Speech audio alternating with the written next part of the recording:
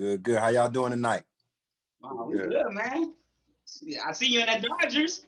Oh, you already know, man. Hey, I've been waiting a long time, baby. Got to represent. Real. Another episode, Plugged In with Kinfolk Plug. Delvan Othello in the building. We got a very special guest today. One of my favorite singers, actors, writers, producer, legend. You know, TQ, man. Welcome. Hey, in the building. How y'all cats doing tonight? Actually, we both exhausted. Man, it's been a long day, but we made it. We here. We both exhausted. But I was like, no, we getting this. No, we getting this in. Yeah, we getting this. Nah, I don't care how long. Yeah, no. That's right. That's right. I want to start from the beginning though. Before coming to the age, what was you doing, and what made you progress into going to sing? Well, I always sang. I mean, I sang from the beginning. I always sang in church, sang in the choir, did all the local talent shows and all of that stuff when I was younger. So, it was always a dream of mine. But then, the late 80s, early 90s happened in LA. So myself and a lot of us got sidetracked for a whole lot of different reasons. So, I was cutting up at home and ended up getting kicked out of the house. And I got sent to Atlanta. And I lived with a cousin of mine at the time who was signed to Jermaine Dupri. And JD didn't really have it popping just then, but he was getting ready to bubble. He had a couple of little local acts, and my cousin's act was one of them. And that was like the first experience that I had of actually making music for real. Like I would go to the studio with him after school every time they would go. And that kind of just put me in that mode to see that, this is actually something that's possible. It don't just have to be a dream. Like, a lot of times we see our favorite people on TV and this and that, and we look at it as a dream and it's not attainable, but actually going into the studio made me feel like it was attainable. So once I was able to come back to LA, my mom basically said, you can come back, but you got to have a job. Like you can't just be popping up with money and no excuse for how you got it. So it was about getting a job, but this was back in like 91, 92. So it wasn't no internet or nothing. They was making it impossible for me. It's like, you in Atlanta, you want to come back to LA, find a job in LA from Atlanta, which is like, I'm like 16 years old, you know what I'm saying? So, you got to run up a phone bill. Right. Yeah, exactly. But I ended up, I was a hustler. So I ended up finding the right people. I had a cousin who knew a person, and I got placed at A&M Records as an intern.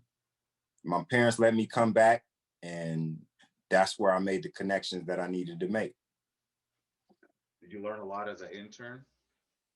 I did. I think that I have a unique situation with my career because before I ever went in the studio to make any music of my own, I was working for a record company. So in my job, I was going from department to department, from legal to A&R to creative to all of these different departments, and just kind of learning how the machine worked. So I believe that going into the early part of my career, like you were saying, the group I was in, coming of age, I think that a lot of the guys the other guys that was in the group hadn't really had that experience from the other side. So a lot of the bumps and bruises and the lumps and the things that you take from the record company, I found myself having to explain to them because I understood it. Right. You know what I'm saying? So I think that allowed me to, I think, make some pretty good business decisions at the beginning that still allow me to still eat off of it, I think. Yeah. So who was your cousin that was signed to JD? His name was Life. He was in a group called True and Living. It was Life and Divine, and they was two cats from one was from Queens and the other was from the Bronx. And this was like, early 90s, late 80s. So it was the whole backpack hip hop thing, but they used to kill it. And New York had such an influence on Atlanta back then.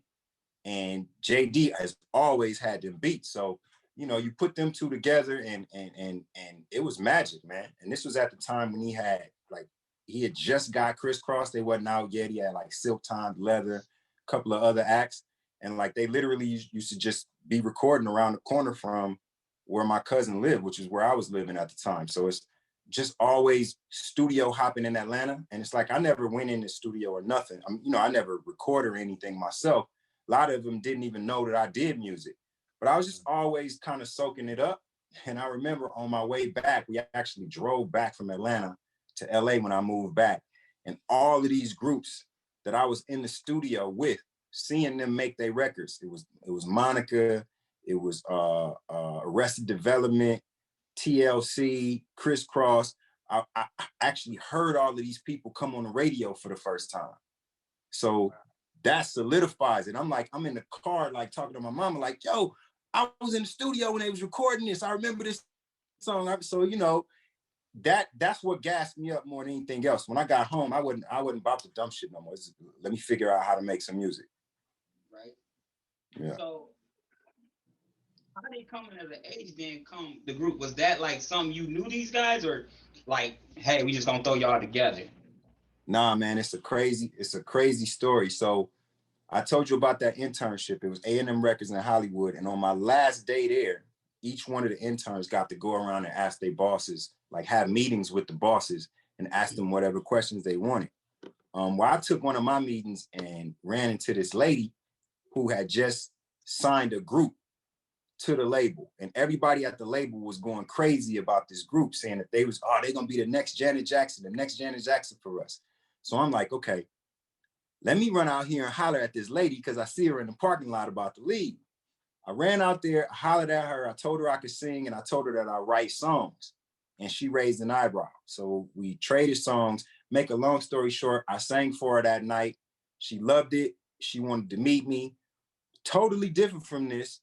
This lady, my dad was actually this lady's accountant. And I didn't know it. She didn't know it. He didn't know it. She had been asking him for a male singer to put in a group. So it was just kind of one of them divine intervention things, man. We all got together and saw how the thing had happened. Come to find out, I had met her years ago when I was little. And like, that's where it started. Full circle. Man, so you was already, it seems like you was already destined to just to be famous. Especially with I think like so. that to actually just happen. And like I said, full circle. That's awesome. So yeah, man, it was a deep mix for real. So are you actually from Compton, or would you consider yourself from Compton? Yeah, for sure. I moved there when I moved to Watts when I was a year old, moved to Compton when I was 3. I was born in Alabama, but I left soon after that. So it's been Compton pretty much my whole growing up. No diss, but I don't blame you. I mean, compared to for real. Shout out to Alabama. I'm just saying.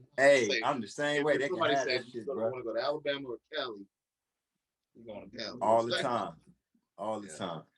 So, what was the label that the group was on? It was called Zoo Entertainment. They was distributed by BMG. Right. So, okay. So I want to get into Zoo. Because Zoo, I like looked up. Y'all like a lot of people. Did you meet like a lot of those cats that were signed up Zoo, like Philip Bailey, Twista? Oh, hell yeah. Hell yeah. Absolutely. We did a lot of showcases and stuff with them. Like, it was I think that the guy who owned that label, he had a great idea for what he wanted to do, but I don't think he had the people to execute it as well as it could have been executed. As if I look back on it, because his name was Lou Maya, if I remember it right. He was cool. He used to always stay in touch with us and everything, but I just think that anything takes a team, and I don't think that they had all the pieces for the right team. No, okay. Yeah. So what made the group like basically disband and you was just like, I'm gonna go solo? Well, when the lady who became my manager that I met at the record company, I kind of made a deal with her. I didn't meet her to be in a group, right? When I met her, right. I wanted to sing, I wanted to make some music. And she explained to me that it wasn't so much of the singing, it was the writing that was so important. So before this, I didn't know that, you know, the people who were singing the songs didn't necessarily have to be the people writing the songs. So she kind of took out a billboard and explained to me what numbers, what names and numbers are what, and gave me kind of a pie chart of who makes what out of songs. So that blew my mind, because I'm saying to myself, so you mean I can just literally write songs on other artists and make more money than they do? And she like, absolutely. So like that, I was freaked from that point. I just wanted to just find artists, just put me in front of people and let them hear my songs. So her thing was, well, I got a group, and anybody who's going to give you some kind of writing or song deal is going to want you to have something released already or something in the works. And if you get in this group, you'll pretty much be the primary writer because nobody else writes. And that's kind of how it happened, man. It wasn't anything that I ever figured was going to be something permanent. I had a different idea for what I wanted to do, the kind of music that I wanted to make. Like that was a real, like it was run by older people. It was real like Temptation, R&B-ish, you know, very soul music. And for me, I had something to say, and I couldn't find an artist anywhere that could say what I wanted to say the way that I wanted to say it. And that's what was on my mind. I would never be able to get that out staying in the group. Is that where your first album, They Never Saw Me Coming, came from? Yes. I've been trying to write that album and like make that kind of a piece since the beginning of my career, and I was always shot down. Like people would always tell me, like, you can't sing about that kind of stuff. Like you can't be a R&B artist or a singer and actually have all of these rap lyrics and just surround yourself rap. You gotta like, you know, you gotta calm it down a little bit. And that was always smashed in my neck, because between coming of age and me actually dropping an album, I signed to Atlantic for a while, and it was just a constant back and forth. Like literally, when I wrote Westside, when we recorded Westside, I was still signed to Atlantic. I wasn't even signed to Sony yet. It could have been Atlantic's record, but it just so happened that the session that we recorded it in was actually a Tupac session. It was his mom and another lady who was creating a tribute album for Tupac. And that's what I wrote the song for. So once it was done, they just didn't let Atlantic have it, and Atlantic let me go. So it was just something that I wanted to say from the beginning. And it took until Sony took a chance on it for me to actually be able to have the freedom to get it out. So basically Atlantic didn't see the vision. No. They didn't see the vision. And like, not at all. I feel like Atlantic does that with a lot of the artists, actually. Like, right. You said it, not me. So, what's interesting in what you said about you know, how your lyrics and singing, everybody's doing this shit now. Yeah, like, and they were saying that like everybody's singing and rap. You know what I mean? So that's just yeah. And you kind of started it though. Like, I mean, I was one of the earliest, and I will say this. You know, a lot of the newer artists have come up to me over the years and been like, man, I grew up listening to you. Oh, I remember your first album. They'll be reciting lyrics to me and everything. So, you know, the homage is there. But the way I see it, man, Marvin Gaye, Curtis, Stevie, like all of these subject matters pretty much was spoken about before. Maybe it was in you know, better English than mine. But at the end of the day, I mean, it's you know, it's mercy, mercy me. It's what's going on. It's I just rather do music about what I've been through as opposed to about love for the most part over the majority of my career. And, you know, it's been artists that have done that from the beginning. And that was always my argument to the people who told me that, you know, you can't do it this way. So like when you listen to They Never Saw Me Coming, right? Like when I was when I first got it and listened to it, I felt like it was like a movie. Right. Like I was in a journey with you. Like I felt like I was with you. Like, hey, you want to go rap? So where was your thought, like your thinking process at when you was writing all these songs? I just, man, I wanted to, I felt like that movie was like a soundtrack for the West Coast. That's where my brain was at. So when I came back from, when I first started that journey, the solo one with this particular record, I got with Mike Mosley, got with Rick Rock, and they literally just, they took me to the Bay. And all I was doing was just doing mad records with independent Bay artists. And I was just watching how they was moving. I compared it to how we was moving down here, down south. And like, it just really gave me that feeling, that confidence that, yo, if I put this out, if I find a way to get this out, people are gonna like it. It's not gonna be what they all say. I think it's gonna be a breath of fresh air to a certain listener that loves R&B music, but is out there in that thing going through it and don't want to be listening to no soft shit. And, you know, sure enough, as soon as I got the shackles taken off of me and got some, you know, some push behind it, it got into the right hands, man. It just started spreading. That album is like it's got its own cult all around the world. Bro, we posted that we was doing this interview with you, and like people went nuts on Facebook. Yeah. Wow. Like they went. I heard that album. That is the best shit ever. Like you are. That's a blessing. Like you are a musical genius, brother. I'm telling you. Thank you, man. Thank you, bro. Thank you. You worked with like a lot of rappers on that album too. Do you still have those relationships today? I mean, you know, it ain't like I'm constantly in touch, but we all, when we see each other in passing, you know, we still holler at each other. It's a lot of respect. The great thing about that album is that all the people that featured on it love the album too. Like they've always, anytime I've seen them, you know, they always go back to that. And it's been so many, just so many artists on the journey that have come up to me saying how you know how that album touched them in some kind of way. You know what I'm saying? It's like a tour bus favorite that they could just listen to from top to bottom. Oh no, you can just tell. riding. Yeah. Not too many CDs like that, man, for real. There's not too many CDs like that. And that was one thing we wanted to do. Me and all the producers, like we wanted to try our best to put a piece together that people didn't have to fast forward. And that was part of the reason why we wanted to tell the story like we told it. To just kind of give it that flow and just keep y'all listening. Yeah. You worked with Jazzy Faye on that album. What did Jazzy Faye even have out before that?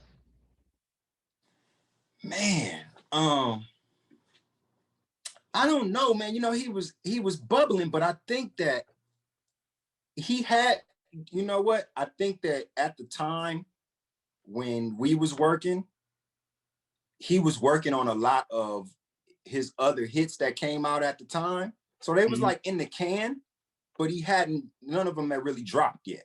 You know what I'm saying? But everybody knew the talent Jazzy had. True. Like he already was locked up in a production deal with some cats, and everybody knew he was next. You know what I'm saying? So once I met him and we vibed, he started playing me beats. I'm like, man, you are just a old soul ass nigga. Like let's work. You know what I'm saying? Right? So, yeah. Y'all ended up on Cash Money together too, right? Yeah, we did. And like they didn't know we had already worked together, but you know, once he got there, we went in the studio and just kept it moving. Just like we had never stopped, bro. That's great. So what was the name of the album that you had that was in the UK, but it wasn't here? The Second Coming. The second coming. Right. Classic. Was that? Thank you. Was that on purpose or is it just business? Like why was that? You know, man, it was the dynamic of Sony was weird because I'm an American artist, but the European staff seems to get it more than American staff does. The European staff takes their method for marketing and promoting me and shares that with the Asian staff. So that starts to work. They try to circumvent and get the US side to use their method, and at the time, man, Sony had just turned over, and there's all of these like slick dudes from New York. They wanted to do things their way. They didn't want the record to be West Coast. They wanted to put me with East Coast producers and blah, blah, blah. And so I went to Europe. I just wouldn't come back. You know what I'm saying? So that's where all the big tours overseas. Oh man, it was happening over there. Like I was getting it in. I was doing a bunch of production with a bunch of their artists, bunch of features, bunch of tours. Just it was cracking. So you know, and at the same time, my label is fighting with each other. And this side over here, even though I'm an American artist, this is working. And all it is I'm in the streets. These people over here have never seen anybody in the streets, period. Like they haven't seen artists come to their neighborhoods. They haven't seen like artists just pull up at a mall or something and just go in and just create a frenzy, signing autographs, just touching the people. And for whatever reason, Sony over here just didn't want to do that. And for me, that was the only way I was going to be able to match myself with what these people was hearing on the record. Like I felt like the fans needed to meet me. Like we need to have a connection together as opposed to always being on TV. Like give me a day off every time I go, like, okay, so I work for 6 days in a week on Sunday or one of these weekend days, give me a day off, find me the niggas in the neighborhood and let me run with them. If y'all want to bring the security and all, that's cool, that's fine. But just let me go to the spots and touch the people. And I think that overseas, that's what worked. And it's still working. It's the same people that I touched when I went over there 20-something years ago are the people that buy every little thing I put out now. So I always tell people, ask me like, well, what do you suggest? How you get started? And it's like, man, I don't want to sit up here and try to tell you some way because the way that I did it, it's not the natural way. Like I signed to a major label first who put a shit ton of money behind me and got me buku fans all over the place. And then I just continued to cultivate the fans. And it's a 365-day-a-year job because you got all of these people in all of these different places. It's not one pack in one area, so you can just focus on that. They everywhere. So over time, I've just tried to just like know them. So it's a lot of them which, man, I know when they had their child, I know when their child graduated, I know when they got married, when they got divorced, I know when they lost 50 pounds. Like we got an experience together. So it's like our own little, self-sustaining organic thing at this point. So what is your favorite recording session? Whew. You got a lot of music. Man, you got a lot of music, girl. Yeah. That's tough. I mean, man. I can tell you. Or most memorable. Imagine That Was My Song. Oh, yeah. Oh, yeah. Oh, yeah. Imagine That. I remember Mac 10 walked into the studio when I was singing. And we was playing it back, but they had the mic in there live. And I'm a young cat, and Mac 10 walking in, I'm like, oh yeah. And dude is like, man, who is that singing? Man, that nigga sound like Michael Jackson. Oh man, I almost lost it in that studio, bro. Boy. 10 saying that I'm like, oh yes. You know what I'm saying? So that was a good one. There was another, it was a song, man, that we did with Cash Money. And when I tell you that nigga Baby put everybody on this record, bro, it was me, it was Jagged Edge, it was Tina Marie, Bone Thugs, I want to say Tip, Jeezy, Petey Pablo. Man, it was so many people on this one record. I think the record only had one hook on it because it was so many verses. Yeah. But we used to constantly listen to the record on the bus all the time, and the session was nuts. Because it was just everybody coming in the studio just getting on the song. So, yeah. And it never came out? I doubt it. I don't think it did. No, it never came out. He wouldn't have been able to clear all that shit no way. That's correct. Nah, dude, he just doing it for him to listen to, man. He just tell him, man, get on this song for me. Get on this. Birdman come in your session and tell you, come on, man, get on the song. The niggas is coming. They was coming back then. Just imagine if they would have been able to release that. You know what I mean? Boy.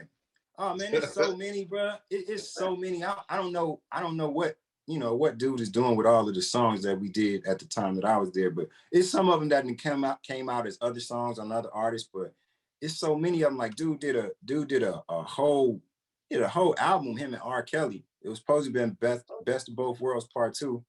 And man, that album was sick, man.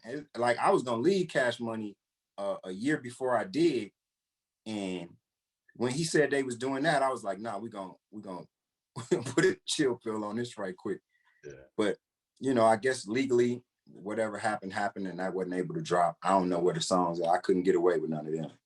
Yeah, we had Boo from Boo and Gotti on the show. Yeah. He spoke very highly of you. So yeah, that's my dude right there, man. We was in the thing together for real. We did a record together for their album, and Cash Money dropped it, but they should have did a lot better with that record because a lot of places Baby that Girl. I was going after that. Uh-huh. Yeah, that I told him that's like one of my favorite records that you did. And I was like, yeah, man. That was a good ass record, and a lot of people liked it, but they just kind of dropped the ball on that. I feel like they should have dropped that. Ice Cold. Hell yeah. Yeah, Ice Cold, you was snapping on that song. Hell yeah. That's another good session. That was a hell of a session right there, too, because that man Jazzy was on one. He was on one, so we had to match his energy on that joint. Man, yeah. You had did a song with Big Lurch. What was that like? And did you see him going to the problems or whatever he had going on at the time where it ended him up in prison? Nah, man, I wouldn't have thought that for the world. Like, I couldn't believe it. I couldn't believe it when I heard that, cause dude was laid back. He was cool. Yeah, it's not like I knew him that well, but like, some people you just wouldn't expect. Like, man, I know some niggas that if that headline would have came across the TV, I'm like, yeah, that nigga did it. You know what I'm saying? Yeah. But nah, not him. That just didn't match. At least from what I knew. I didn't know much, but the times I had been around him, that didn't match.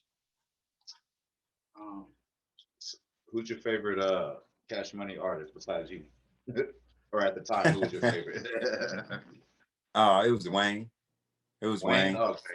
Yeah, man. Wayne. Look, man. Wayne one of the greatest ever. And like at the beginning when he was young, I remember me and Baby traded. I needed he needed a hook from me in exchange for a hook from Wayne. I said I wanted Wayne on my album, and he said I got you. So we in the studio. I'm like, so where is he? He's like, he'll be here in a minute. We playing music and stuff. So I guess he pulls up, he calls, and he comes up into the studio.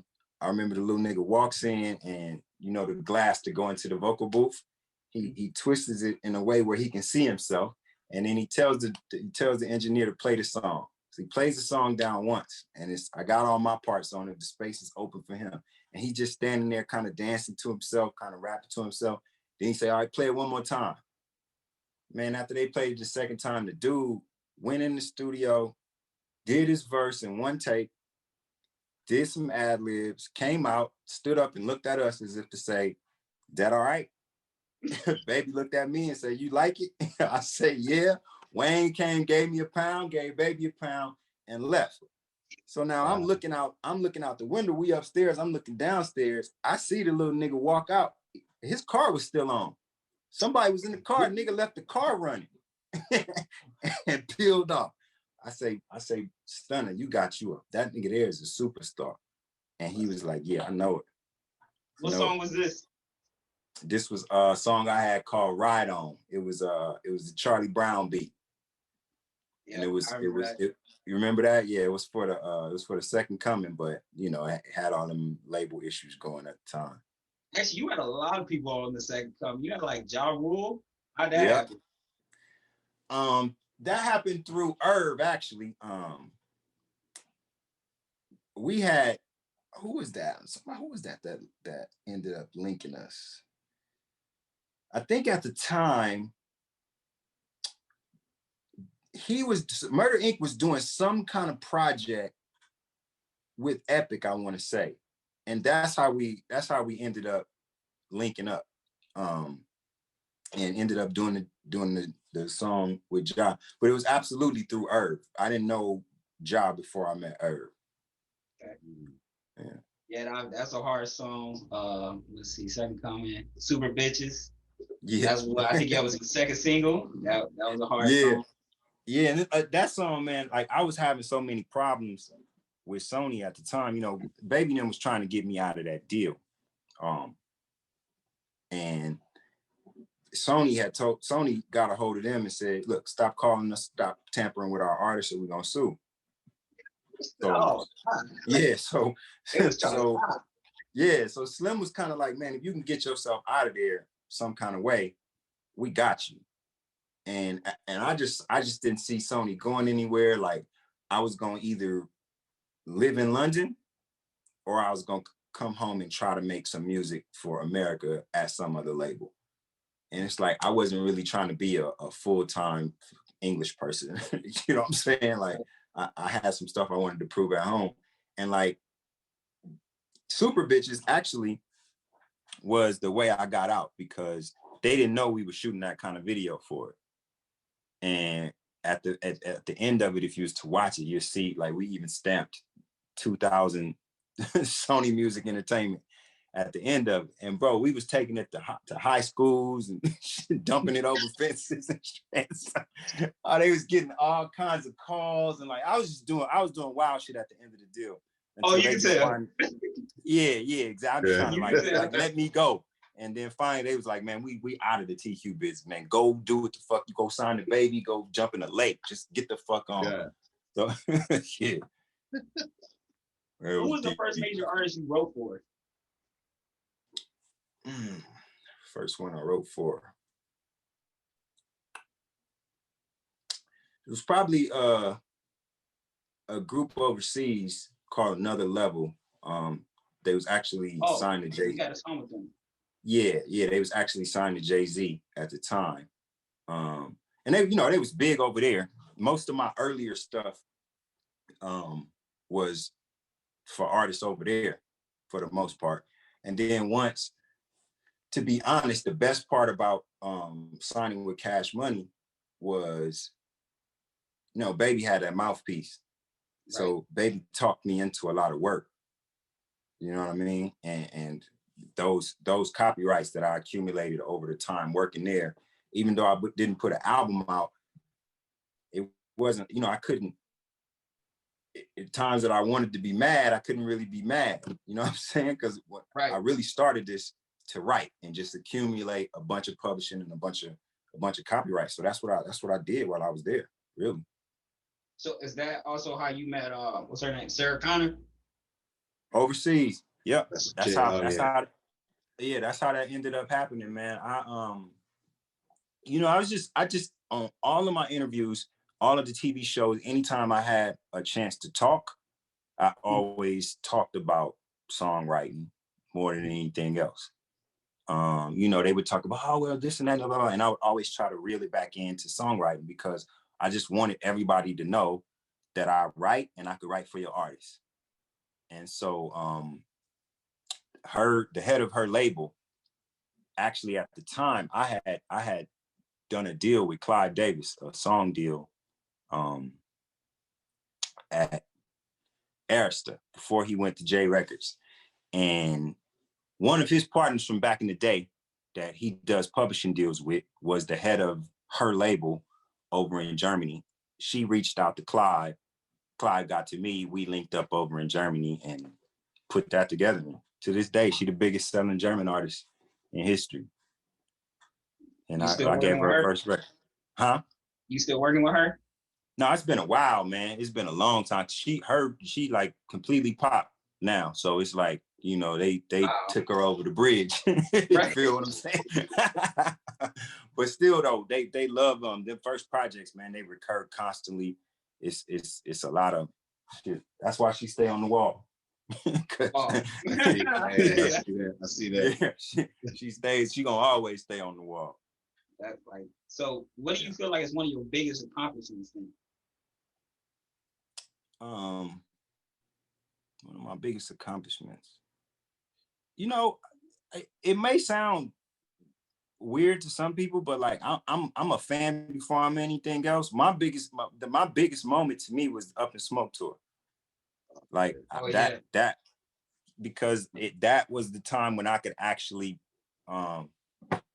be a famous recording artist and be a fan of my favorite famous recording artist at the same time.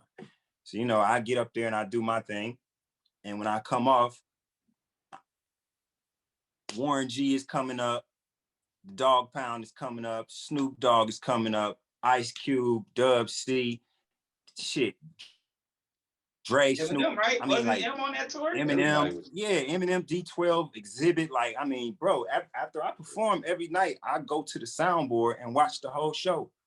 Literally every night. And not just me, every artist that come off the stage, go back to the songboard to watch the show, because you literally watching your favorite, you get off stage to watch your favorite artist. Right. So like that was just something, man. That was that's an experience that I'm never gonna forget. Whenever I ask all my crew, like, what was the most fun y'all had over this whole journey? It's always that. Man, we smoked so much weed, bro. I probably had, man, I'm sure my brain cells was, I know I lost a significant amount on that tour, bro. It was ridiculous. Did you got any favorite tour stories that you can share? Yeah, that you can share. Yeah, I give you one. Okay, so the last day, Dre and Snoop, they would clear a whole Hennessy bottle during their show between themselves, right? And they would do this. They would do this every night. So we end up finding a Hennessy case under a table full of Hennessy bottles. And this was like before the last show. And we looking around like, who's this? Like, ain't nobody around here. So we just lifted it, took it out to the bus. And we gave everybody Hennessy bottles. So now we gonna be the big dogs. We gonna drink Hennessy all night. And by the time I went on stage, I was so drunk, bro, I crashed my go-kart into the soundboard. Literally. I had on the Timberland boot, and my foot got stuck in between the gas and the floor panel, and I just kept going straight into the little white dude standing over there, because he's lower than us, and like two of the sound dudes had to come and like catch the car. Oh, it was a mess, bro. And so the song just started, and I ain't got out there yet. So I got to get out of the car and stumble out to the front, drunk as hell. Come to find out, Dre and Snoop was drinking apple juice the whole damn time. Oh, bruh. Got us, Oh, that's good. I know what you're talking about, though. I remember, like, I helped promote a show once, and I just saw the bottles sitting there. So I just took the case. I was like, I don't know what you're talking about. I just took the case. They say I took a small what's happening. Faded to the bitch. I guess they was for Jeezy, though. I hate to say it, but they was for Jeezy, I think. Sorry, Jeezy. He ain't missing. It is what it is. I wanted to know a little bit about the overseas. I want to go back. So is there anybody now that we need to check for that maybe here in the States that nobody knows that you listen to maybe, or you know what I mean? Man, I think they out there now. All my favorite people, I jump on somebody that I like from there, and pretty soon it comes over here. Like I went to one of Adele's first shows when she was like 18, 19. I'm like, whoever that girl is, she's going. I remember going to see Amy Winehouse when she was real young. I was saying to myself, this chick got it. You know what I'm saying? So it's been so many of them, man. Ed Sheeran, it's been so many of them over the years that I end up hearing on the radio, and I turn up like, what? I remember this kid when he was, or with this girl when she was Duffy. There's a couple of other ones, man. There's been so many of them. And then even on the rap side, it's a lot of these cats, and I'm hearing them doing features and records with American artists. So there's a dude named Dave. I've heard. I like him. Dave, yeah, he's from the UK. A singer? He's a rapper. He's a rapper. Okay. Yeah. Okay. He's pretty dope. Yeah, man. They got some talent, man. They got some talent. Like people, what people don't understand about the UK is that the black people there, they're African. Yeah. They from African descent or they Jamaican. So they got rhythm and they got voices and they just got they music. You know what I'm saying? They musical. So that's funny. That's funny you said that because my family, they're from Liberia. Okay. And when he left Liberia, half of us came here to the States. Another half went to the UK to go to school. So I got family there. So that's there. So you know how it is. You said that it kind of made me. I was like, yeah. Most of them are African. Yeah, Michael Jackson on the show. Yeah. These niggas had like a whole moment. Like, yeah, we did. We had a little Liberian moment. You know what I'm saying? We talk about food and shit. Everybody looking like, hey, for sure. So, I mean, you did a lot of music at Cash Money. So, what was the last thing you did for Cash Money before you left? It was that Baby and R. Kelly album. That shit never come out. And it never came out. Yep, that was.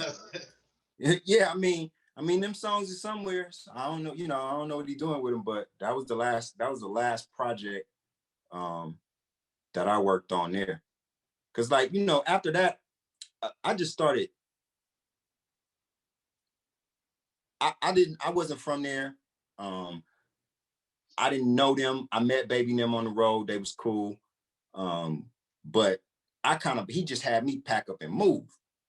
And because I was the one singer and I was the one that wrote the hooks, you know what I'm saying? So at the time, that whole hip hop and R&B merging thing, that's what we was on. So he just kind of wanted me in the studio all the time. And being there all the time is different from a lot of the other artists that was from other places that was just flying into work, flying home. You know what I'm saying? So like Gilly and Mickey and Boo and Gotti, they would fly into work, they would fly home. Like I was there living. I was living in one of the houses. So because I had to be in the studio so much, but that allowed me to kind of see, you know, the different relationships within the company, the relationship between the company itself and the community.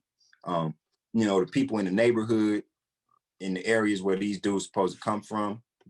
I mean, if you go to my area, the people proud of me. You know what I'm saying? They feel like I did a good job. I made it out. You know what I'm saying? And a lot of times I was going to a lot, you know, I would always hang out. And just the vibe from the community, people would always be like, yeah, man, we love your shit. Why you signing Cash Money? And I'm like, huh? Oh, man, you should have went with that Tank. Or, oh, man, you should have stayed doing your own thing. We liked you already. You ain't have. And I'm like, why am I getting this here? You know what I'm saying? In the backyard. And so after a while, it just kind of turned into a thing where it's like, all right, a lot of people around me ain't eating, right? I'm eating, and the dudes that pay me are eating. But the people that's supposed to be protecting us, all the goons, they complaining about food. And these ain't my goons. So pretty soon, when the shit hit the fan, I'm not gonna be around here. I'm gonna be back at home. And that's kind of, yeah, that's kind of that's what it was for me, more so than anything. Cause like I always try to get people to understand, like they don't owe me a dime. They don't owe me I just got a check from them. So, and it's always been that way. They pay me for the work that I did. They always have paid me for the work that I did. But at the same time, I know that they didn't do that for everybody. So, you know, it's not necessarily my business to be speaking on, but it is my business to say that, hey, that just didn't happen to me. For whatever reason it happened to this artist and that artist, I ain't saying it didn't because I know it did, but it didn't happen to me. So. Birdman call you do a song right now. You doing it?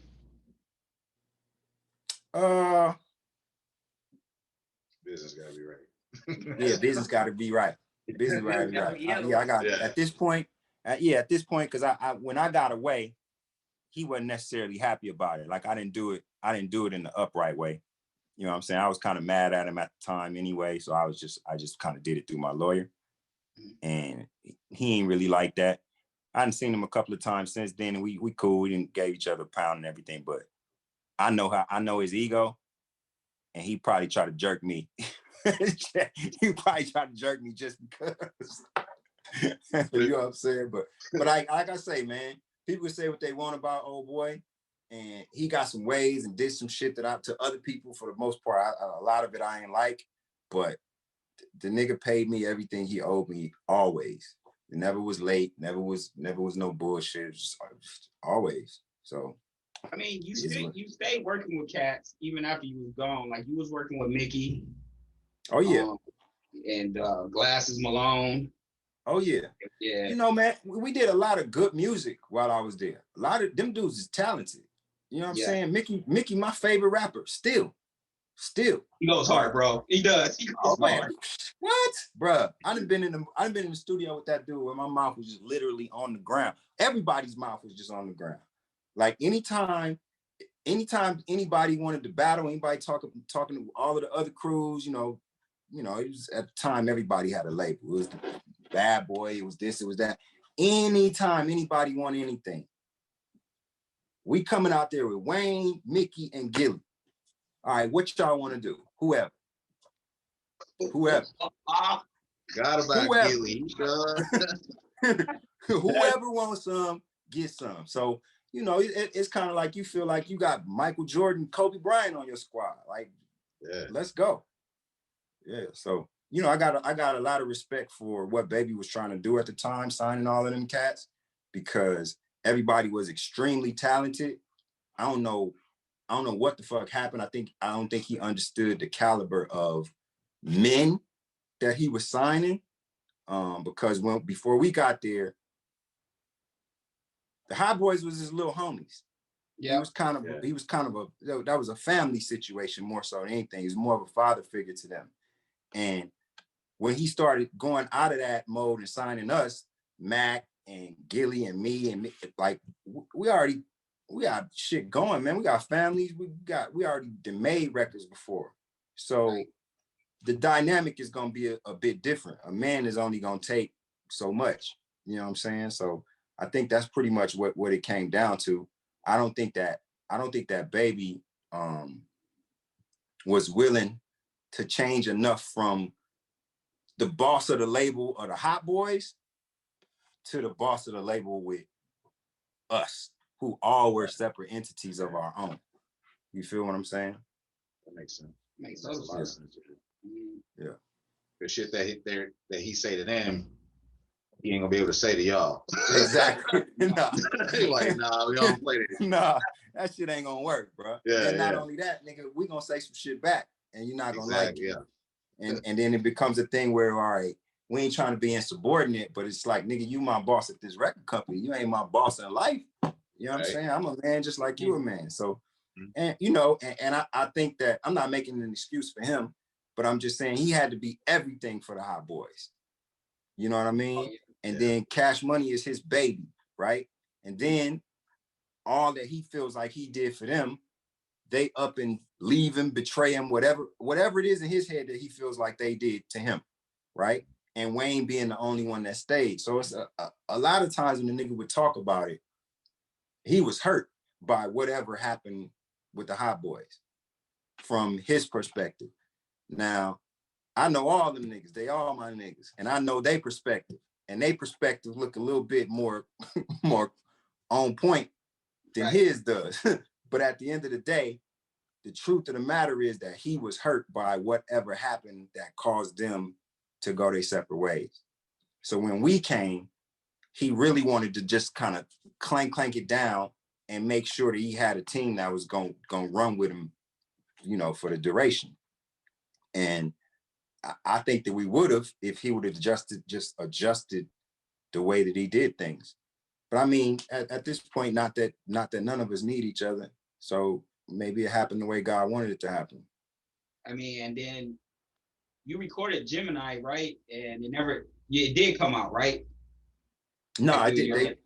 No, it didn't come out. And I had the crazy part is at the time when you know, recording on laptops was just coming into the fold. I was kind of miles ahead of this already because I had spent so much time in Europe, and that's where the technology over there was just kind of leaps and bounds ahead of ours as far as recording went. So I got Slim to allow me to set up in one of the vocal booths and do my vocals and shit in peace.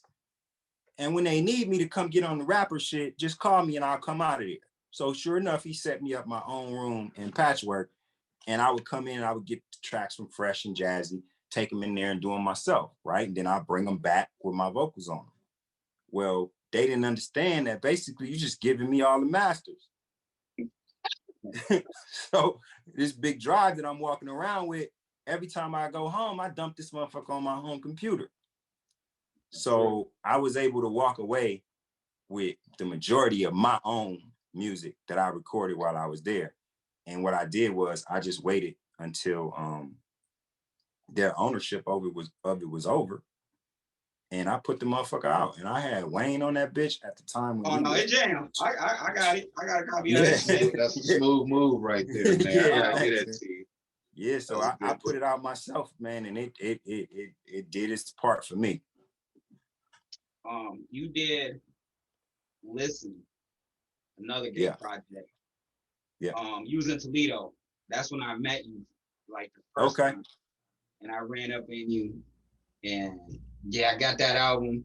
That album was classic too. Thank you, bro. You redid what, Adore, I think it was on there? Yep, Adore. Boy, what made you want to do that? Man, that's that shower song. Like every singer has a shower song. Right. That was mine. That was mine, bro. Like, I mean, every day in the shower, I could just hear my mom, shut up! You know what I'm saying? Like that was just my joint. And Slim was like, man, we got to do a remake, T. Which one you think? And I immediately said Adore. And he looked at me, Adore? From Prince? He's like, man, you can't sing that. I'm like, shit. So we went in the studio. We was in Circle House down in Miami. And Manny and Stan started playing it. And I'm like, yeah, it's about to go down. And I knew all the words. I sang it a million times. It wasn't gonna take nothing for me to do it. So I went in to lay my scratch vocal from top to bottom. And when I went in, it was just me, Manny, and the guitar man in the studio. Man, when I came out, boy, if you would have seen a studio packed full of niggas, I mean, Cash Money niggas, rough niggas. I mean, them niggas had their eyes closed, boy, they was listening. They was clapping, they was tripping. And the group Inner Circle, they owned the studio. And that was the first time I had seen them come down to a session. They was shaking my hand, all that. Like everybody loved that rendition, except for Prince. He wasn't happy with it at all. Well, it seemed like a piece of nigga anyways, though, bro. Like, yeah, I done heard some stories. I heard some stories about Prince. And because like you were hitting notes, like I said, I listen to all your music. You was hitting notes in that song like I've never heard you hit. You know what I'm saying? Thank you, man. So Thank you. I thought it was amazing. I don't want to hear that. Anyway. Yeah, rest in peace, Prince. I'm just saying. Yeah, for sure. I mean, at the end of the day, I always get props from that record from like real singers. So that it's just kind of, I don't necessarily consider myself some kind of virtuoso or something. Like, I think I have a distinct voice. I like my voice, but there's a lot of people that can sing a lot better than me. But it's been a lot of great, just really good singers, people that I respected, that have heard that record and have really gave me love on it. So, that makes me a little proud. If you could put together a record with just R&B singers with you, who would it be? Dead or Alive? Yep. Ooh. Marvin Gaye, Stevie Wonder, Aretha Franklin, Layla Hathaway, Curtis Mayfield. Love Curtis. I'm leaving out some Whitney Houston. I would say Prince, and I would say Shaka Khan. Yeah. That's a good lineup. Yeah. Those some heavy hitters right there. What? Yeah. Top to bottom. I bet you won't press fast forward on that one. Man. I mean, cause like, oh, we heard this too. Are you related to the twins in Jagged Edge? Yeah, my cousins. Oh, okay. You did it. Yep. So yeah, that's my fam. You did. I remember, and that song. That's a great song. So, why aren't y'all doing more music together? I don't know. You know what? Maybe I need to call and ask that when I get off this joint for real. It's about that time, ain't it? Yeah, man. You know what? I think the problem is if I would go to Atlanta more, it would happen more. But I go down there, I get in a lot of trouble. I don't. You know what I'm saying? I think like they like to party a lot. Where this nigga finna go tomorrow, bruh? You see what I'm saying? Too, but I was like, I'm man, that place do something bad to me, bro. I can't get myself together down there, bro. So that's probably been the biggest barrier. Boy. Another favorite song, You and Drag On. Oh wow, yeah, you went there. Yeah. You went there. What was that session like? We actually. That was coming on the heels of, Baby and them had really made a relationship with them because of the tour or whatever, and I had separately because of the song. So at the time, that nigga was coming out so hard, you know what I'm saying? So I'm like, oh yeah, let me get on this with this dude, right? Me and him hit it off. We actually just, I think that was on Instagram or something. Somebody had posted one of those old school. It was probably me. Was it you? Yeah. It was you or somebody. Somebody had posted it and tagged us in it, and we went back and forth in the comments, got each other's digits and all of that. Yeah. You need to make that happen again. Yeah, for real. For real. Did you miss me with PD Pablo? Yeah, my dude. Me and PD hit it off early. That was a patchwork thing. We was working in the same studio on projects. Baby and them had one side, and his label had his side for his album. A lot of these connections was hooked up in studios because at the time when I was with Cash Money, all we used to do, we was in the studio constantly. Baby just wanted niggas recording song. We need songs constantly. So me and Fresh would be in the studio so much, like we would literally just go into the other studio and see who in there. You know what I'm saying? Yeah. And so like we would literally make connections like that.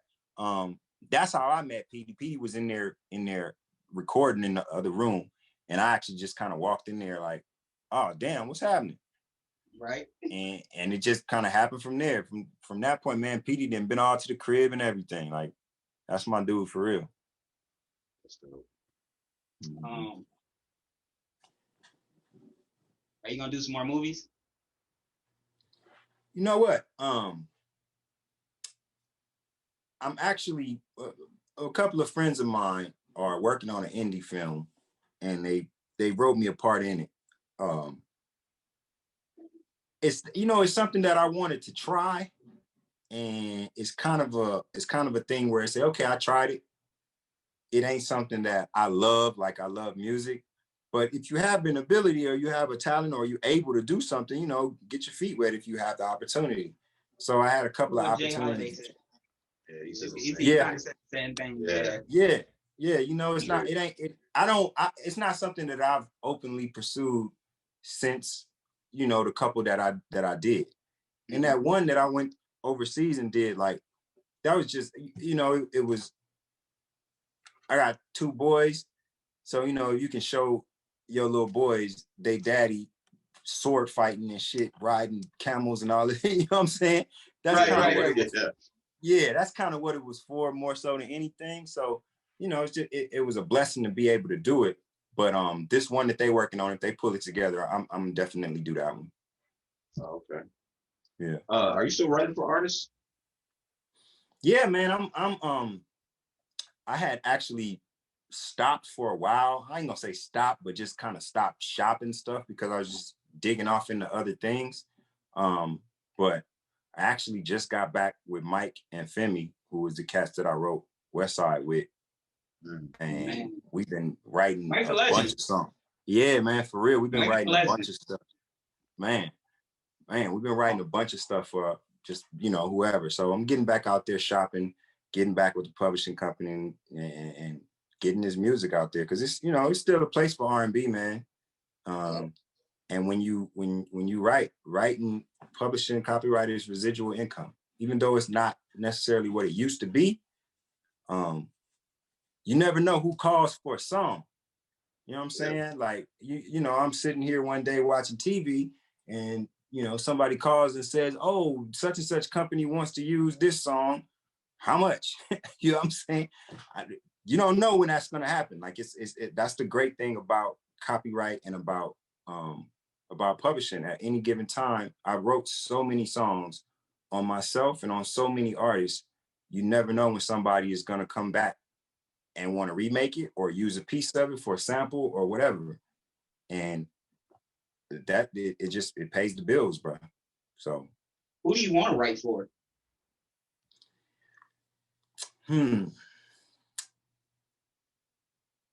This girl, Snow Allegra? Y'all ever heard of her? I feel like I've heard that. I think they play her music in the gym. Yeah. I think they play her music in the gym. Yeah, man, I'm into her. I could hear a lot of what I could hear her voice on a lot of what I write. SZA is another one. I could hear her voice on a lot of what I write. I'd love to write a song for John Legend. Wow. I know he wouldn't accept it because he write all his own shit, but I would love to hear. He's Grammy winner. Yeah, exactly. We could speak something up into existence. For real. You know what I'm saying? But like, more so than anything is just listening to a person's voice and a person's tone and understanding how that would match with the things that I like to write for people. You know what I'm saying? Yeah. What about Beyonce? I mean, don't get me wrong. If I got the opportunity, you better believe. But she not one that I was necessarily like fishing for. Once again, like it's like again, it's tone of voice for me. It's just a real technical thing in my head. So I would say Rihanna, 100%. Oh yeah, 100%. Man, like a new artist. What's her name? Her. Oh yeah, her. Oh my God. My goodness. I don't even like a lot of people, but she's dope. She's gonna be dope for a long time.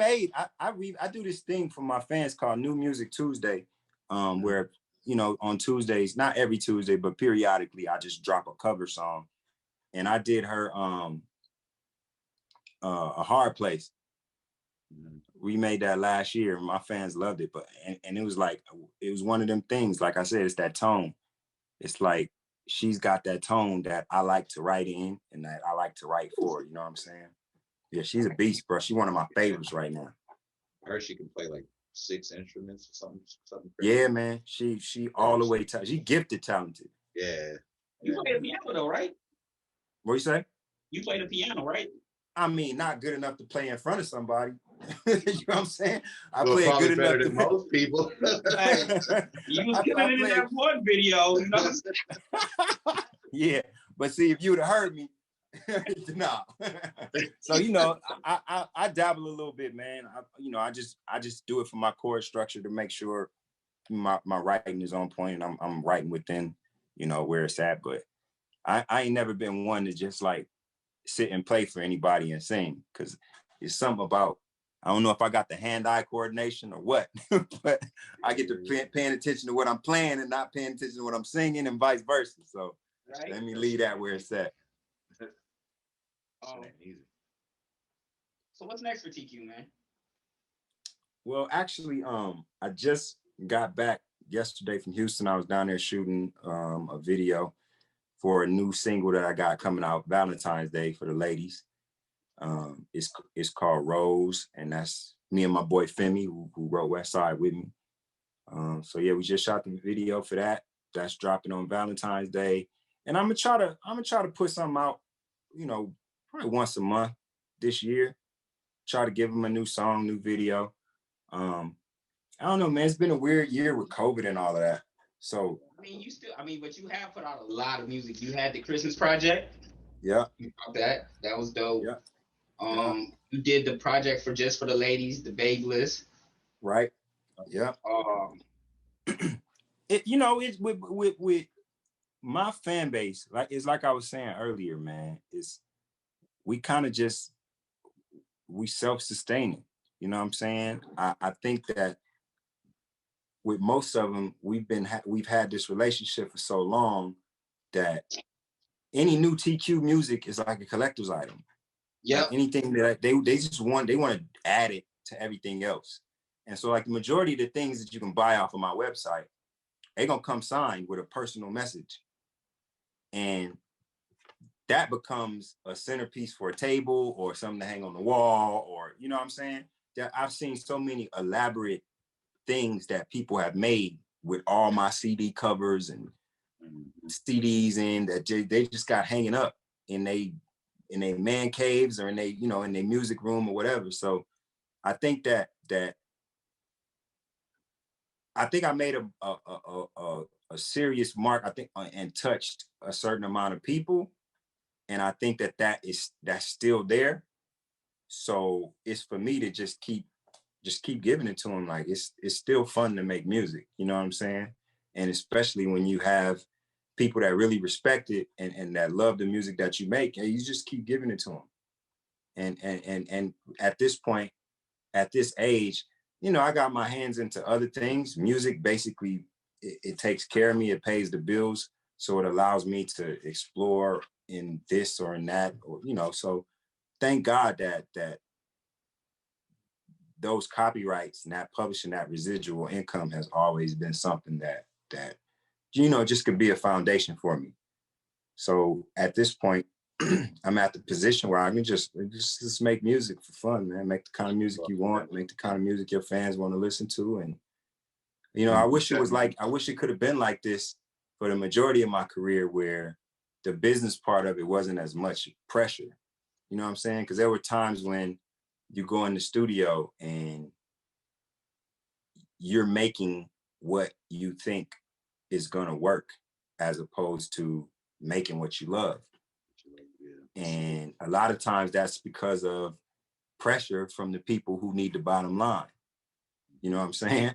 But for me, throughout the majority of my career, because of what I was saying earlier, I started writing before anything else.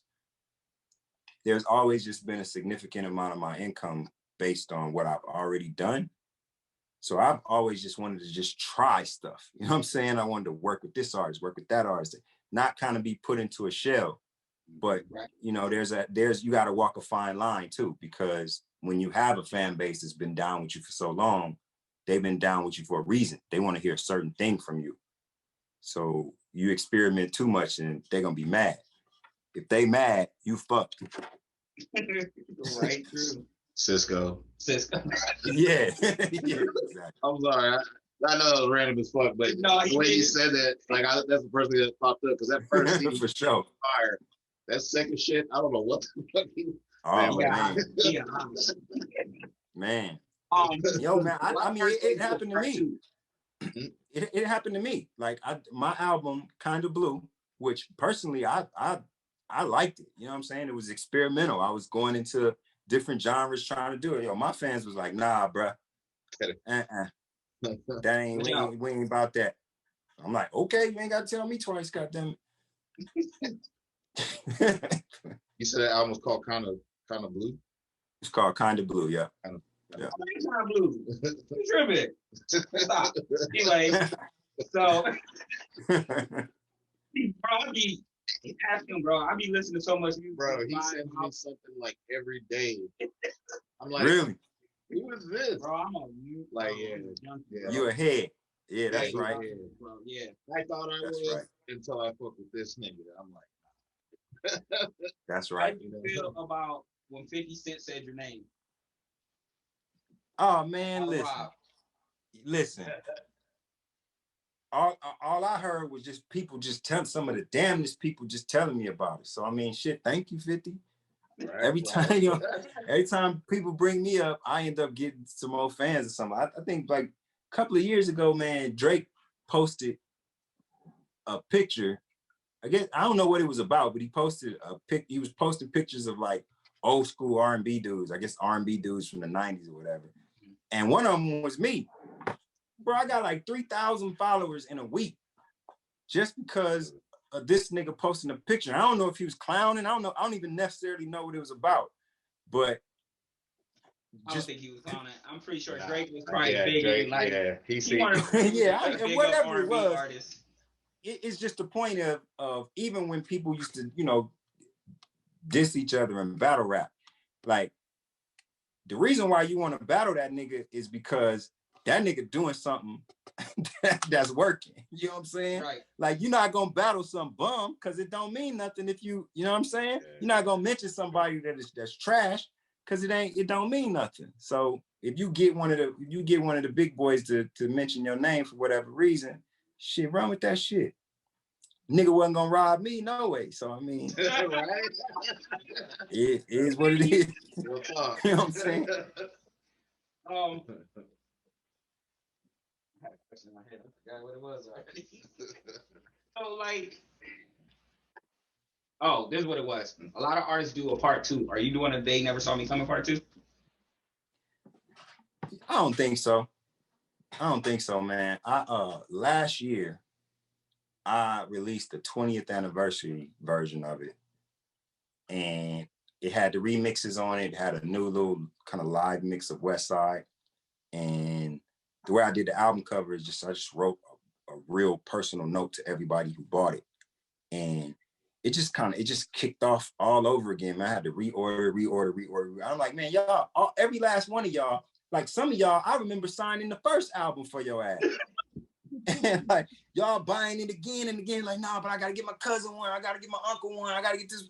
And it's like, I just think that's something that I have thought about maybe re-recording it with my band and just kind of doing an unplugged, unplugged version of it.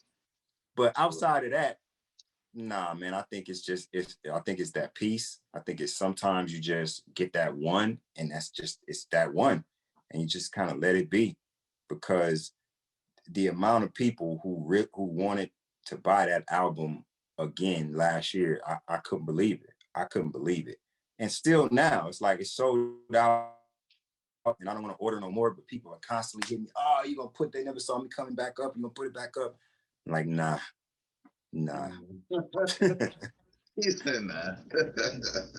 Yeah. So I mean, I had another song, My Melody.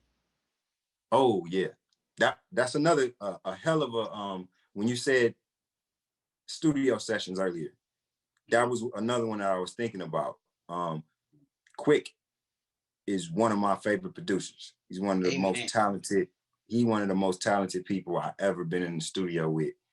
But somebody that is just that, the dude is just funky. He's got funk like and pocket with everything that he does. He's got a certain pocket and a certain rhythm that is just unmatched. And the way that he produces is like the dude brought in this big box on wheels, and it was just full of just stuff to make noise with. And the beat would be in there playing, and he'd just go, you don't even see his head. He's all down in the box, just like banging shit around, picking up this thing, shaking it, listening to it, picking up that. All right, I'm about to go in there and do this. Nigga go in there, shake this thing on the mic, hit some other little thing. I mean, and layering a track with all of this shit. He ain't on no metronome or no damn machine, and you know what I'm saying? He right. Tick. And I'm like, and you just sitting there with your mouth open, and then the amount of people who just fall through the studio with him, like from Sugar Free to the DeBarges, like all of these different people that was just coming through.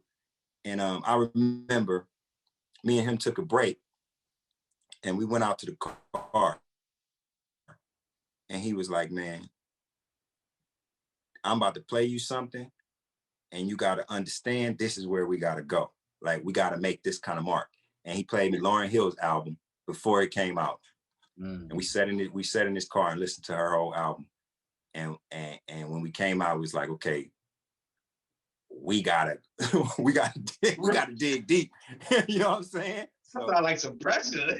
Yeah, for real. Right, yeah. I'm like, damn, we both got our heads blown. So, but again, it just show you what type of cat he is. You know what I'm saying? He recognizes real music because he comes from real music, and he's a producer that I don't feel got his due as a producer. No. Because he was a hell of an artist. I mean, I'm from Compton. I grew up on him, but his production blows him as an artist out the water. Like, he one of the best. Everything he's done. Oh man, he one of the best. And just the process is not just the talent; it's the process. Just watching them put it together, that having that ear that's so tuned like that, man, it's something to see.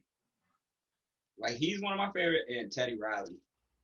Yeah, that's another. So those are like my two that's favorites. Another. Yeah, that's another. Yeah, I used to be I was a gopher at that record company I was working. I did a couple of Teddy sessions. I used to ask him too many questions though, so he would ask me to go get him something, and then when I leave out the studio, he locked the door. A couple of them did me like that. Brian Knight, Teddy, Billy Moss.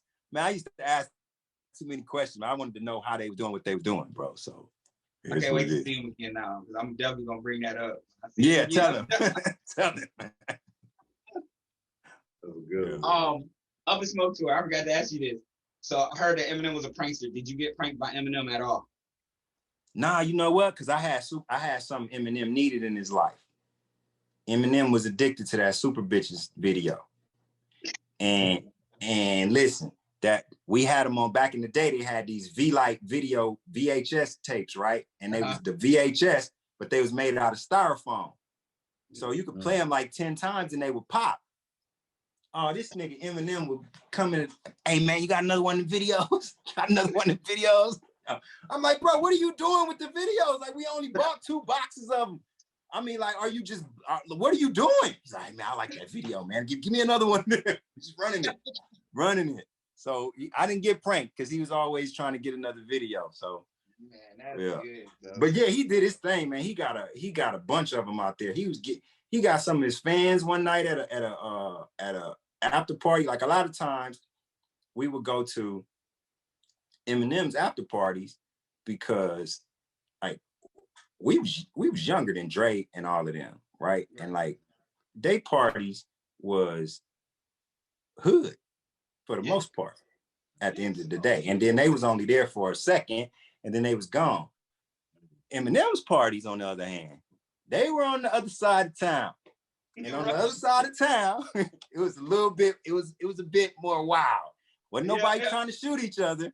They might have been passing out.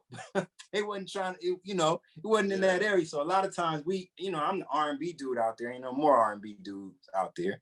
Eminem is the white boy out there. That's where all the girls at. Girls ain't trying to see Snoop and Dre. The niggas is trying to see them.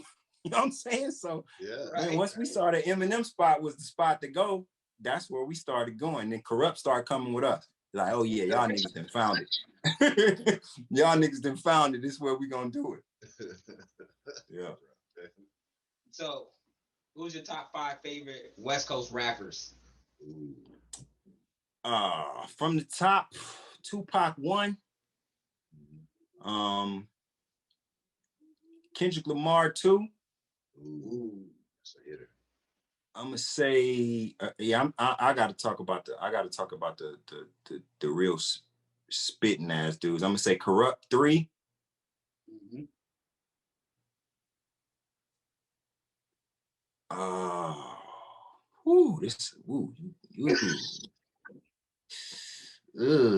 I ain't saying I can't say 4 and 5 because I'm gonna have some problems with some people I know. I'm gonna leave it at that. I'm gonna leave it at that. Hey, because I love King Crooked, so that dude monster on the mic, bruh. Bruh, it's so many of them, dog. It's so many of them, man. 40. I mean, it's so many of them, and it's like, you know, I got so many homies in it. I don't, you know what I'm saying? I don't want to get no janky call or no janky tweet or something. You know what I'm saying? But man, we blessed out here in California, bro. I feel like you know, hip hop definitely began in New York. It definitely that's the home, that's the Mecca. But I believe that we took it worldwide. Y'all made it mainstream. Yes. Yes. Because like I feel like the 3 albums I could listen front to back will be All Eyes on Me, They Never Saw Me Coming, and It's Dark and It's Hot. Oh yeah. Oh yeah. So like that's how I feel. Oh, and E40's Element of Surprise. A lot of people step on that album. So, absolutely. That's my favorite. You goddamn right. One of my favorite artists. Goddamn right. Hell yeah. I remember, man, I remember sitting at 40's house and 40 telling me about his deal. 40 said that the deal that he had with Jive, his first 500,000 went to him. I was like, damn, I say, that's why we sitting in this big ass house. This nigga live in a castle. But this was way back in the day. Like, this is nothing new. For this man to be still relevant as he is at this point, bro, that's something, man. That's longevity. And always held the ownership. Always been his boss. From day one. Y'all got any more records coming? You know what? I think so, to be honest, because I'm about to go back up there as soon as this COVID slows down. Me and EA Ski been working a lot. We got a bunch of shit cooked up that already got hooks on it. So as soon as they got that super group coming out. Yeah, they do. 40 Too Short, Snoop, Q. I can see you doing some hooks. Oh man. Man, bro. You know, I think they project's pretty much done. They've been working on it the whole while. They just now talking about it. But they literally been working on it. They literally been working on it for over a year. Wow. Mm-hmm. So I'm like, this Q ain't got no new movies out. So like, what has he been doing? He can't do big three. Right. So it's like, bro, he been doing something. This year is usually an album of 2 movies and big 3. Yeah, so, right. Oh, exactly. Big 3. Man. It should be a banger though, man, because they got a nice mix of producers I was hearing on there too, like a lot of young cats and some OGs. So I'm waiting for that to hear. I'm just curious, man. I know I'm gonna love it because, you know, 4 of my favorite artists. But I'm eager to see how it bridges the gap with the young people. You know what I'm saying? Because man, them dude, they verses did well. No, that shit was lit. It was lit. It was so lit. Yeah. That shit was on, bro. Shit was lit. I love it. Yeah. You ever thought about doing your like own best of both worlds with any artist? And if you could, who would it be? After the whole R. Kelly thing, actually before the R. Kelly thing, me and Baby had talked about doing that in the first place. But you know, man, I think like as I get older, I'm just more of, I feel like I have a message mostly these days, and I want to be writing about something that makes sense. Like I don't want to spend time making music about bullshit anymore. You know what I'm saying? So if it's somebody, it's got to be somebody that's on that same vibe, and it would have to be something conceptual where we got a message that we're trying to tell, and we're gonna create a musical piece to tell that message with. And you know, a lot of times these days, artists they ain't on it. And a lot of times people, you know, people use music for what they use it for. And there's a portion of the public that wants music to be their escape from everything else. True. There's another portion of the public that wants music to be their therapy. And those are the people that I want to make music for the rest of my career. You know what I'm saying? That's dope. Yeah. Yeah. You got a new album coming out? Well, I got enough. I got enough for an album. You know, I don't know if I just want to just put out songs or if I actually just want to put out a piece. I know that I got a lot of music to drop, and I'm gonna be dropping a lot of it this year. I don't know if I'll just put out a bunch of singles and then come end of the year drop an album or what. You never know. I know I'm back in that zone. My kid is grown out the house.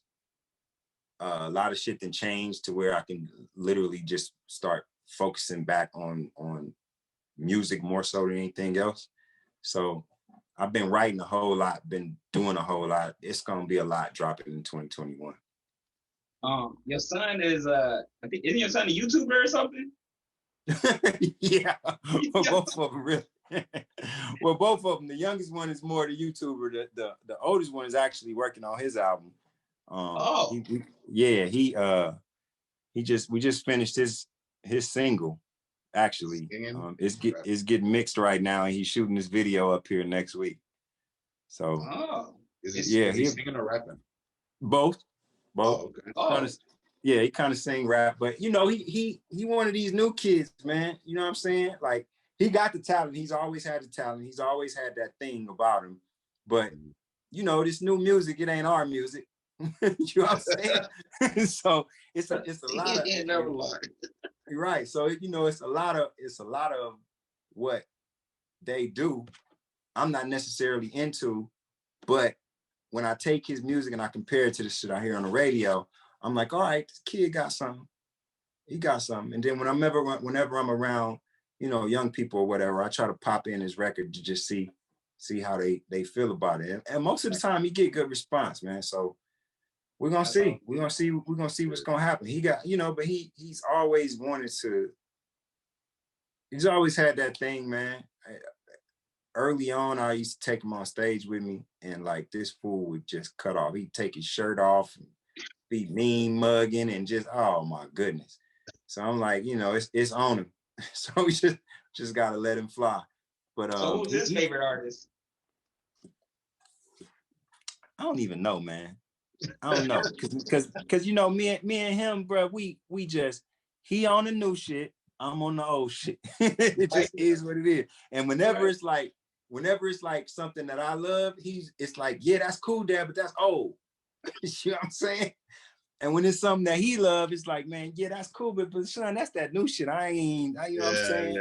Yeah. You know, so, but it is what it is. I think we definitely bond because we just both love music. Always have. Yeah. You going overseas anytime soon again? Hell no. Not until they get finished with this virus. Hell no. Hell no, man. I'm gonna be sitting my ass right here until this How long has it been since you've been overseas? It was. What is this? Well, it's been a year. I was overseas this time last year. Yep, stuck watching the Super Bowl in India. Oh wow. Of all places, yeah. Where you going for the Super Bowl this year? I'm gonna be sitting here at the house with some wings, bro. That's it. Who you want to win? You know, I'm a Raider fan, so I cannot stand to see the Chiefs win another Super Bowl. I think I'll be less sick to my stomach if Brady wins another one than I would be if Mahomes wins another one. But either way, I'm gonna be sick to my stomach. Like I hate this is one of the worst possible combinations you could possibly have for a Super Bowl for me. Brady versus the Chiefs. Man, I'm just gonna get drunk and watch the game and shut up. How you feel about the NBA? Oh man, come on, Brown, man. Lake Show, baby. Everybody say, you know what's happening. You know what's happening. We pulling the double this year. We pulling the double this year, baby. Beat y'all, bro. That's how bad they want it. They gotta come together like superheroes to try to beat. Real talk, man. Bro, they trying to develop all kinds of shit against us, man. That ain't gonna work. Nigga, Lakers in 6. Hey, what I tell everybody, defense. You gotta play defense. That's so it. the Nets ain't got defense. They last in the league. So nah, I don't man, know how they got that many stars on one team, and they it don't matter. LeBron finna do them. Come on, man. Brian got this thing, man. He know how to do this. I saw that dude play in high school. Did you? Yes, and he was like, first he was like the biggest nigga on the court. Yeah. And then he scored more than half of their points, and like they crushed the other team. It was like 100 to like 40 or something. Man, he was stupid, bro. He was a man playing with boys in high school, man. Bro, I tell everybody he's not human. He's a test tube, baby. For real. For like real. They took like pieces of superheroes or something, put them in a jar, and made him in a lab or something. Crazy. And still doing it. Nigga, the champ right now. Ain't lost a step. He's still crazy. Man, that's great. Crazy, man. But we know you got stuff to do. We got to get you out of here. I got to first off thank you for coming because I know you don't do a lot of interviews, bro. I know you don't. Yeah. I know you do. We appreciate that. Yeah, I know you don't. Oh, man, it's all good, man. It's all good, man. Time, my G. You want to plug anything? Twitter, Facebook?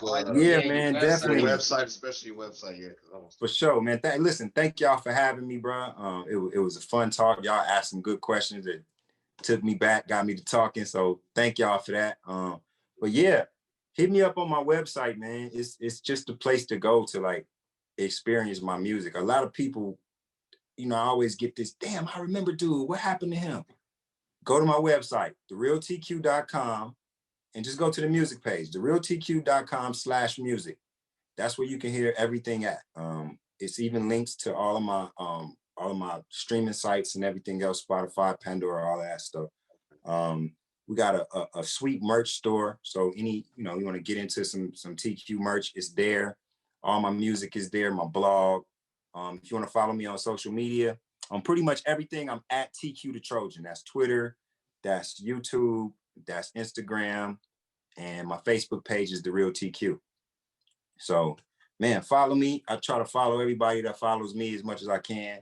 I try to, make comments on people's pages as much as they make on mine. So, I like relationships, especially from the people who liked my music in the past and kind of lost me, didn't know where I went. Like, shit, let's catch up. I'm sure you got, I'm sure you got a whole life worth of stuff. Yeah. So, that's the platform we're trying to create. We want to bring back people that, ask that question. So that's why we appreciate you coming, because that's really what our platform is about. So yeah, same like bro. we had Thank Joe Torre on the show. Like, yeah, bro, we done had some more. No shit. Yeah, we had Joe Torre. We've had Jay Holiday. Oh, tight. Michael Blackson. Young Bleed. Young Bleed was oh, no shit. Yeah. Yeah, Technique. Wow. Technique from the LBC. Oh, okay. Yeah. Hell yeah. Nice. We back to y'all take it back, bro. That's all right. That's all right. Yeah, that's all right. All right, so I'm gonna start sharing and supporting. Please, man. We appreciate that, man. We definitely appreciate it. I'm gonna send you some beats and some more music from. Do that. As soon as we get off, I'm gonna go watch the Laker game, come back in here and do it all night. So send me something. Lakers playing? Who they playing? I think they play. Shit, I don't know who they playing. No, but I'm thinking. I know. Yeah, it don't matter. It don't matter. Watch that shit. Right? Yeah. He's so damn busy. I'll be free. Get shit. They're playing. Looks like it's up. No. Nuggets. They say they play the Nuggets tomorrow. Oh, it's not. They don't have. It ain't tonight. No, I think it's tomorrow. Yeah, it's tomorrow night. Oh, okay. They play the Nuggets. Ooh, that's gonna be a good one. Yeah, that is gonna be a good one. When have the Nuggets ever had a team? No, they actually good. Oh yeah, they got a squad now. Yeah, they got Jokic and the Murray Cat and. Yeah, they working with something. Yeah, they working with something. Oh, all right. Well, shit. Since there ain't no game coming on, as soon as we go off, I'm about to send me some beats, man. All right, I got you, bro. Sure. And I sent him J music. He like J music. He she be snapping. Yeah, all right. She had her head. She had they neck. Yeah, she work hard too. Like she's a hard ass worker. Like. Okay, cool. For sure. But we gotta thank you, TQ. Y'all. Much love, man. Holla at your boy, West Side. Hey, what's up, man? Yeah. Thanks, bro. Much love, y'all. Yeah.